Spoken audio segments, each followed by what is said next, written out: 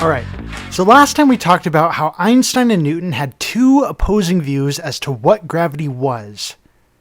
We also talked about how Einstein considered gravity as a fictitious, pretend, imaginary, and non-existing force. Today I want to go back and recap on that, highlighting another portion of Dr. Perezguez's presentation, and then I'm going to explain the problem with Einstein's claim, which applies equally to both the flat Earth and the globe Earth.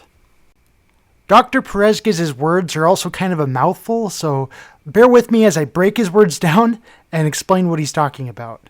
Einstein asked, hold on, what if the so-called real downward gravity from Earth is also fake? A side effect generated because Earth's surface is really accelerating upward. Now you know what Newton would say. He'd say, that's crazy. He would remind us that inertial frames are the standard for measuring true acceleration. Alright, let's pause that there and recap on what an inertial frame is. Now, Newton's laws can't tell you whether a frame of reference is really at rest or really moving at constant velocity because that distinction is meaningless and simply a matter of point of view. However, interestingly, Newton's laws can tell you whether your frame of reference is really accelerating or not. Here's how that works. Take an object with no forces on it and let go of it. If it stays right where it is, then your frame of reference is not accelerating, and we call it an inertial frame. Alright, let's continue now. So you can only say Earth is really accelerating upward if you can identify an inertial frame relative to which Earth's surface accelerates upward. And there's obviously no inertial frame like that, right? Well, not so fast, says Einstein. Maybe there is. What about a frame that's in free fall? Think about it. If I put you in a box and drop you off a cliff, then in the frame of the box, everything just floats, weightless.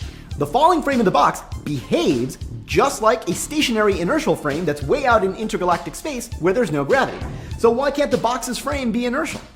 Well, because, Newton says, that frame can't be inertial. It's really accelerating downward at 9.8 meters per second squared. The interior just seems like 0g because the downward acceleration acts like a fake extra upward gravitational field that, from the perspective of the box, just happens to exactly cancel the real downward gravitational field of Earth.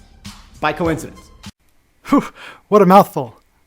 So speaking on Newton's behalf, he is saying that the man inside the box feels like a force is pushing him upward, causing him to feel weightless. And Newton is saying this is a fake force. The real force at hand is gravity, which is pulling the box downward. The main thing I want you to remember here is how Newton is describing this real force down and fake force up. Really, Newton? Really?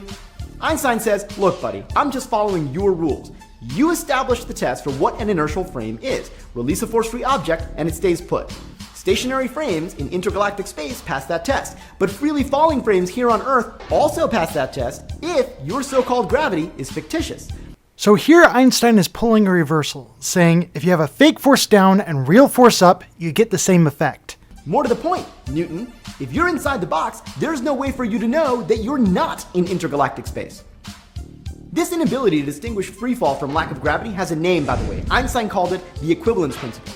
And if you buy it, then maybe the falling frames really are inertial. So with a full reversal, they both produce the same 0g effect. This is why it's called the equivalence principle. If so, then it's the falling frames that establish the standard of non-acceleration, in which case, it's really the ground that's accelerating, upward. And what we've always been calling a gravitational force is an artifact of being in an accelerated frame of reference. So here he is reinforcing his earlier claim that a falling object is actually stationary, and the ground is really accelerating upward. There's no such thing as a gravitational force. Instead, it's more appropriate to think of the apple as stationary, and the ground, along with everything on the ground, as accelerating upward into the apple. Now, what I just said sounds preposterous and maybe even moronic, but it's not sophistry. There's something substantive here. It's really the ground that's accelerating upward.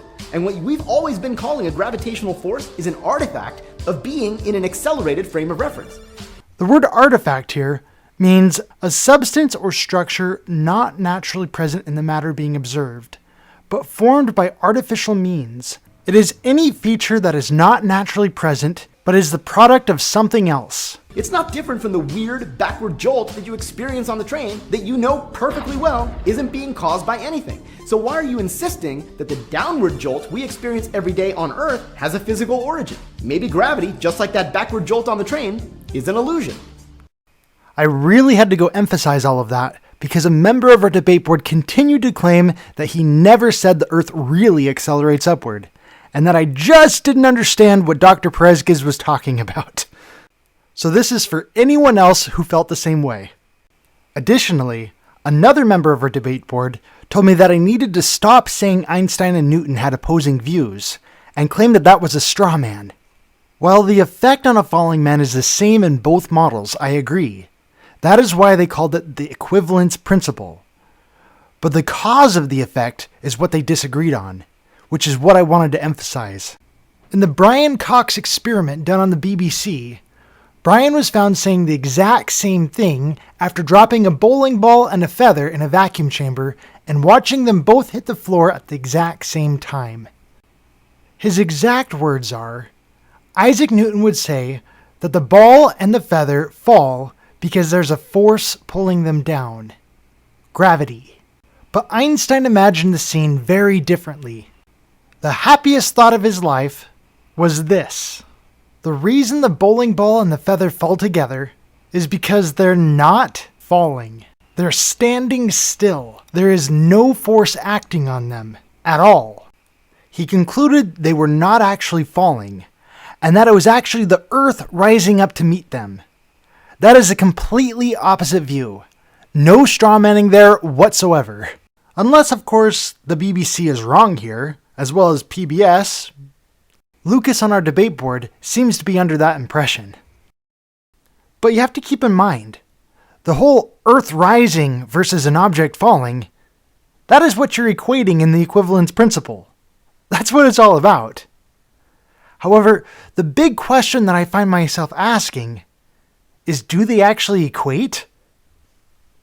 In 0G, an object is supposed to be weightless, until an object applies force to it, causing it to accelerate. At that point, its weight is then determined by the amount of acceleration it experiences. And if you want to get into gravity wells and all that, if I were to just simply stand next to a heavy object, I should feel heavier. But that is also very clearly not the case. That means Einstein's entire equivalence principle, that his entire theory of relativity is founded upon, is wrong. That makes me wonder who else is building on this faulty foundation. What kind of domino effect will this produce by knocking this one block over? According to NASA, Einstein's theory of relativity is critical for GPS and is seen in distant stars. Well, I think that says a lot about NASA right there. The implications of this are very much worth looking into. Thank you all for watching.